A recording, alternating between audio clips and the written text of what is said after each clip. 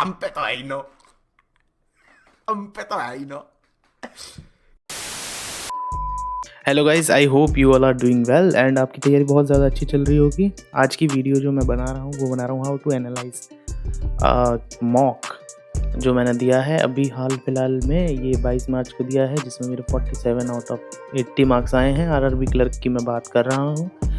इतने ही मार्क्स आते रहते हैं यार मेरे, 69 70 ऐसे ही घूमते रहते हैं। ये 47 इसलिए मैंने बीच में छोड़ दिया था, बीच में इतना ज़्यादा इसमें मैं इन्वॉल्व नहीं था मॉक में। तो या घर पे काम आ जाता है कभी ऐसे करके। और ये दोनों मैंने सेम डे ही लगाए थे, सुबह लगाया था 22 मार्च और ये शाम के टाइम लगाया था, तो इसलिए थोड़ा सा इसमें गैप देखने को मिल रहा है।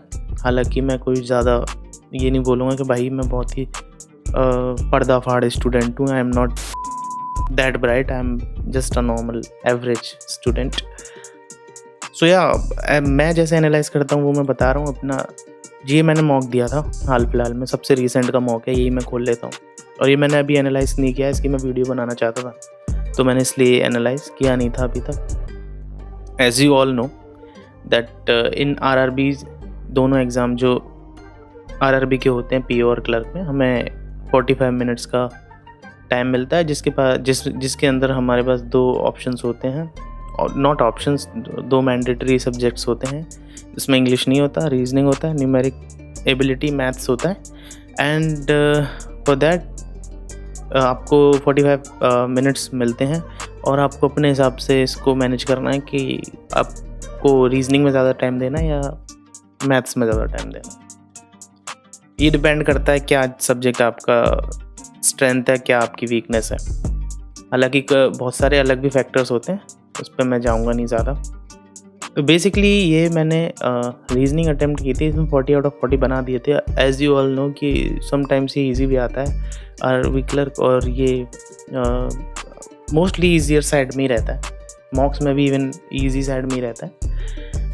तो बेसिकली इसमें मुझसे 2-3 गलतियाँ हुई, उन गलतियों को मैं आपसे शेयर करना चाहूँगा और उसको कैसे इम्प्रूव करा जा सकता था पहले भी, तो वो भी बताऊँगा।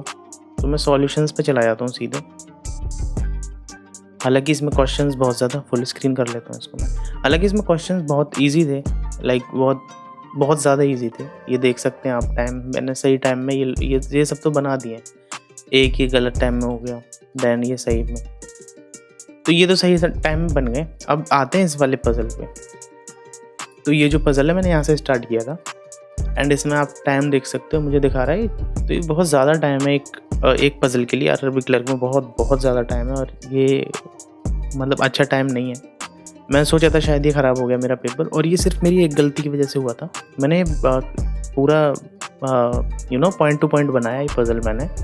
एंड में जाके ये जो पॉइंट है ना इसका, the restaurant is located on a floor that is immediately above the jewellery shop, मैंने इमिडिएटली अबव की जगह इमिडिएटली बिलो समझा इसको, एंड वहीं से मेरी पूरी गड़बड़ हो गई एंड दोबारा बनाया तो ईज़िली बन गया। यहाँ पे एक गड़बड़ हुई थी, इसमें आप कह सकते हो कि 1.5-2 मिनट फालतू के चले गए इसमें, और 1.5-2 मिनट इसमें बहुत मैटर करते हैं। देन फिर मैंने अपने आप को काम किया, देन मैंने फिर बनाया ये पेपर दोबारा से, एंड यहाँ पे ये रीजनिंग ईजिली सॉल्व होती चलेगी। अब मैं इसमें ज़्यादा तो इसमें कुछ देखूंगा नहीं, क्योंकि ईजियर साइड पे ही थी रीजनिंग ना।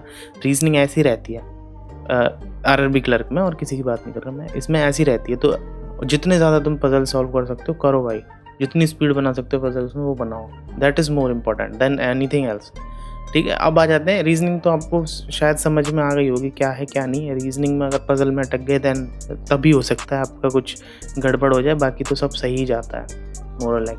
अब आते हैं भाई मैथ्स पे। तो मैथ्स में क्या है कि जब मैंने ये पजल में टाइम दिया ना भाई, तो इसमें ना मेरे 25 मिनट इसी में फालतू चलेगा, मतलब बर्बाद हो गए इसमें 25 मिनट।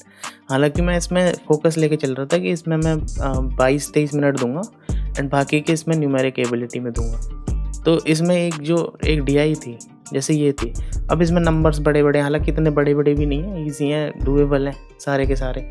ये होगी क्वाड्रेटिक, ये सब डूएबल पोर्शंस में आते हैं सारे के सारे ना। बट टाइम इतना बचा नहीं था, तो इसमें मैं 31 ही अटेम्प्ट कर पाया। अब मैं इधर टाइम की तरफ देखता हूँ, ठीक है। जैसे ये डीआई है, ये थोड़ी सी कंफ्यूजिंग थी, मतलब कभी ए पे घूमो, फिर फ्राइडे, फिर बी, फिर ये, मतलब ऑब्वियसली जो देते हैं वो समझ सकते हैं मेरी बात, मैं क्या बोलना चाह रहा हूँ। एंड जो टाइम प्रेशर होता है ना, उसमें आपसे गड़बड़ होती है। तो बेसिकली मैं क्या देखता हूँ कि इसको तो मैं देखता ही नहीं कि ये क्या दिखा रहा है, ये तो फालतू है। मतलब वो ऐप अपनी उसकी वजह से, मतलब अपनी एल्गोरिदम सेंस की खुद की अपनी, उस वजह से ये दिखाता है।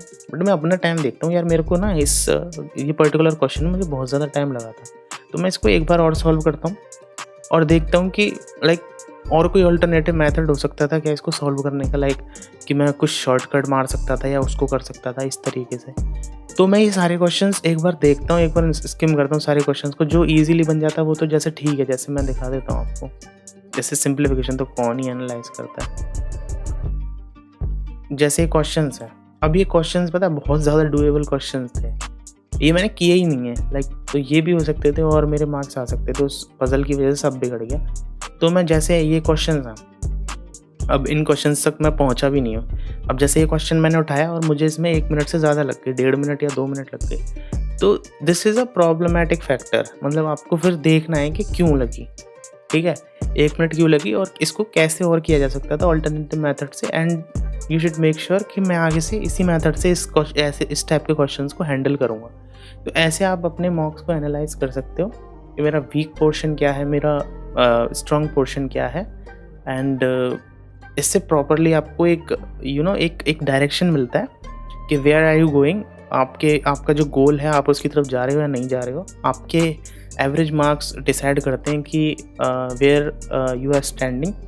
सो आई होप ये वीडियो आपके कुछ हेल्प करेगी आपको एनालाइज करने में मॉक को सही तरीके। अगर करती है तो प्लीज़ कमेंट करके बताना मुझे इस वीडियो में।